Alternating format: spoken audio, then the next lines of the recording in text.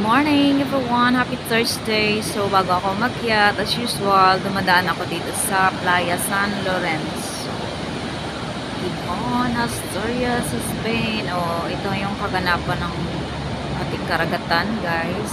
So mamaya may magsusurfing yan kasi medyo maalon konti. Pa-high tide yata to? I don't know. Pa-high tide nga. So ayan. Maaga pa, no, wala pang 8, so pwede pa ako mag relax konti kasi mamalansya ako today kasi marami akong naiwang plansyahin kasi nga ang dami pang lilinisin dahil 3 months ako nawala, diba? So ayan, walking tayo dito. Mas maganda kasi magpaa para ma-exercise, diba? So, ayan siya. Ayan. Ayan. Tapos, andun ako sa pinaka-taas. Ayan. Doon sa 12th floor yung pinaka may ilaw ba yan?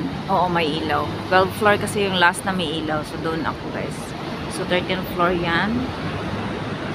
So, yun lang po for today's video. Mamaya pa ako mag-upload kasi nangarag na ako sa pag-alis kasi nga mamaya hindi ko maabutan si daddy. So, nagabot ako sa kanya ng sandwich. So, yun. Sandwich yun yung aking merienda mamaya with JZ Organic Barley Juice. So, bye-bye everyone!